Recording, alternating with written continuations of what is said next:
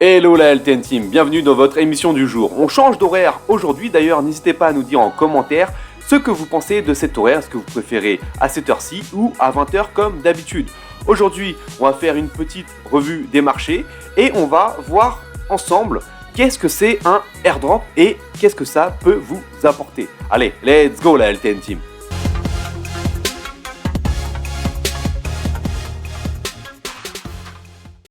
On commence donc cette émission avec un petit point sur le Total 3 du market cap du marché des crypto-monnaies. Je voulais juste vous montrer une chose avant de commencer, parce que en fin de semaine dernière, on a eu effectivement un retracement sur notamment les altcoins. Ici, du coup, on a le crypto Total Market Cap, excluant le BTC et l'ETH, qui sont du coup les deux grosses crypto-monnaies du marché.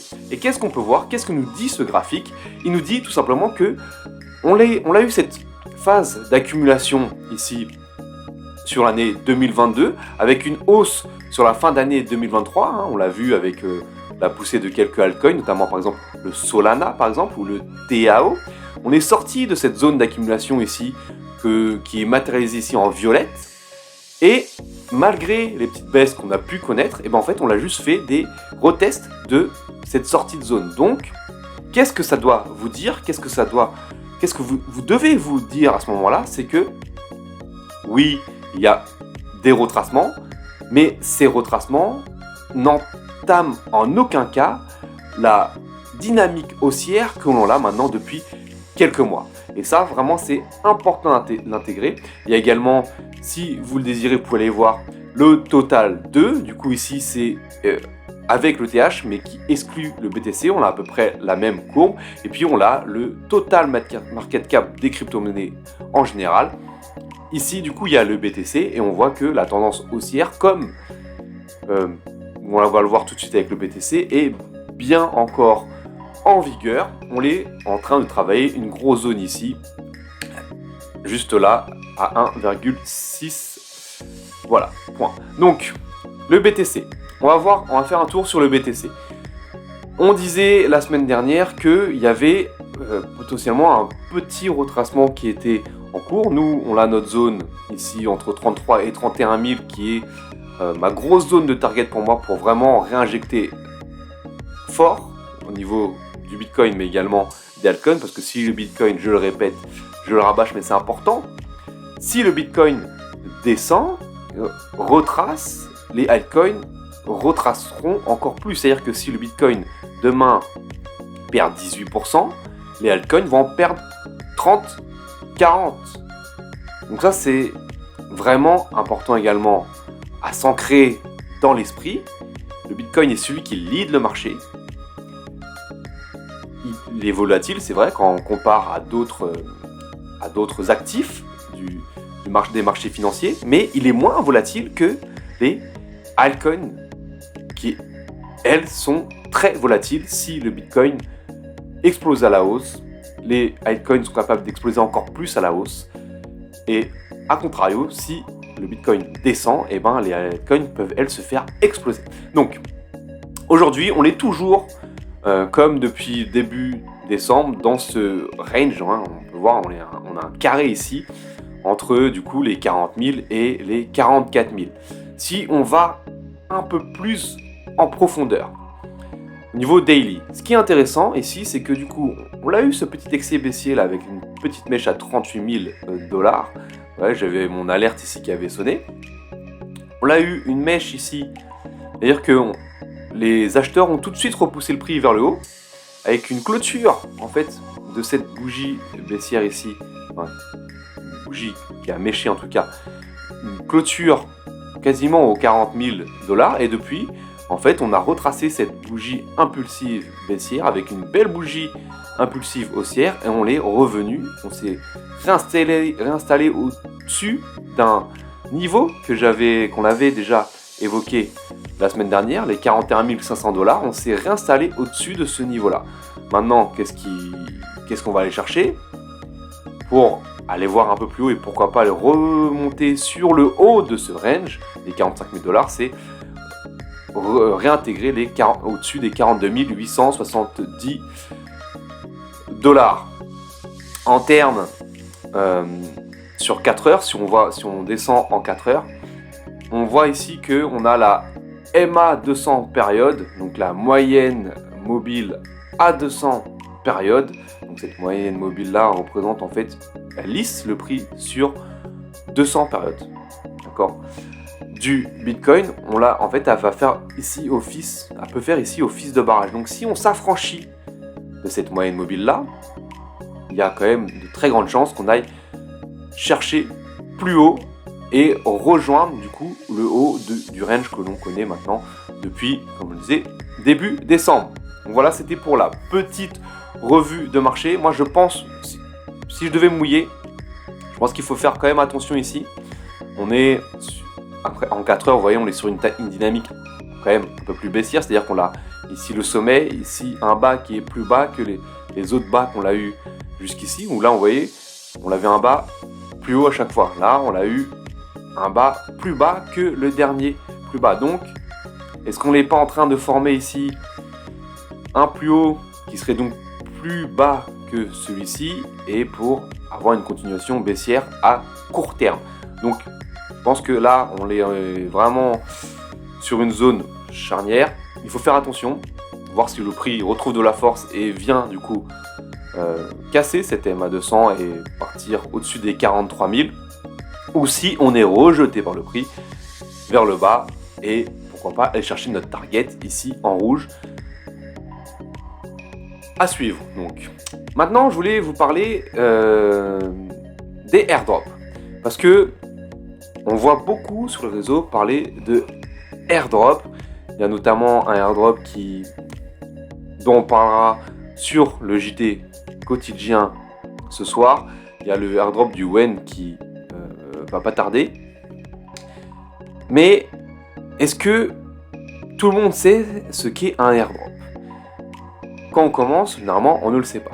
Donc un airdrop, c'est tout simplement en fait un projet qui va récompenser les utilisateurs de leur système. Donc, ça veut dire quoi? Ça veut dire que vous croyez en un projet, c'est-à-dire que vous voyez un nouveau projet qui arrive, vous y croyez, et en fait, vous allez utiliser, vous êtes un peu le testeur, le bêta-testeur de ce système, voir, ça va permettre du coup au projet de voir ce qui fonctionne et ce qui fonctionne moins bien, de réajuster et de régler ces petites choses avant de vraiment l'ouvrir au grand public, dirons-nous. Donc, pour récompenser ces bêta-testeurs, et tout simplement, le projet va donner des tokens à ces bêta-testeurs. Et ça peut être très lucratif, c'est vrai. Là, par exemple, vous avez un exemple d'un potentiel airdrop sur le WSM. Alors, attention, là, c'est vraiment un exemple. Moi, personnellement, je n'essayerai pas d'avoir un airdrop sur le WSM parce que le projet ne m'intéresse pas. Maintenant, si vous, le projet vous intéresse, allez-y. Et qu'est-ce qu'il faut faire pour potentiellement être éligible à ce airdrop? Et là, pour le coup, c'est vraiment très très simple. Il faut suivre Wall Street Meme sur Twitter, les rejoindre sur Telegram, visiter Wall Street Meme sur Instagram, rejoindre la communauté Discord de Wall Street Meme, s'inscrire en utilisant Blaze, soumettre son adresse de portefeuille et visiter le site web. Et avec ça, potentiellement, vous serez éligible à un lâcher de token, une relâche de token de WSM, donc Wall Street Meme.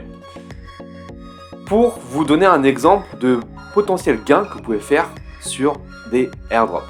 On va revenir dans le passé, en 2021, avec l'exchange l'exchange DeFi qui est un peu plus connu maintenant, c'est le DYDX. Ils ont distribué 75 millions de tokens. Moi, j'ai des amis qui ont eu cet airdrop sur DYDX. Je vais être tout à fait transparent. CG et moi-même, on est passé à côté de cet airdrop.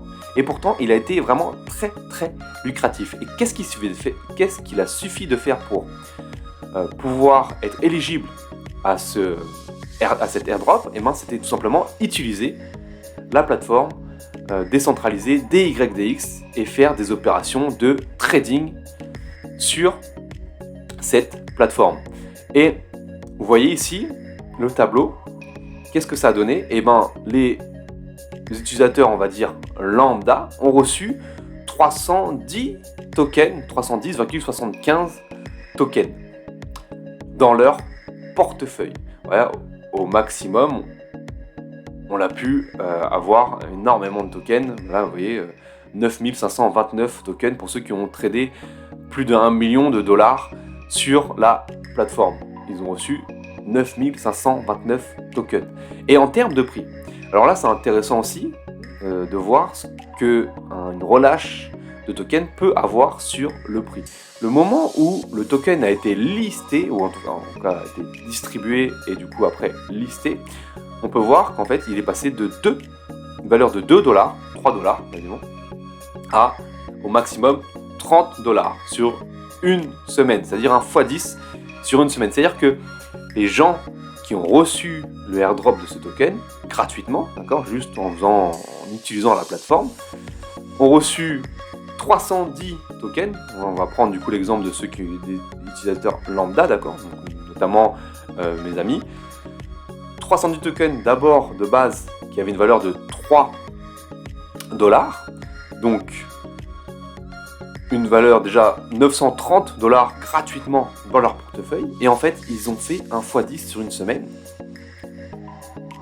C'est-à-dire que ces 930 dollars se sont transformés en 9300 dollars en une semaine, et tout cela juste en utilisant la plateforme. Donc tout ça pour dire que les airdrops, ça peut être très lucratif. Bien entendu, quand vous avez un airdrop, après, mécaniquement, vous avez une relâche de ceux qui reçoivent le airdrop. Donc ça explique cette grosse mèche ici.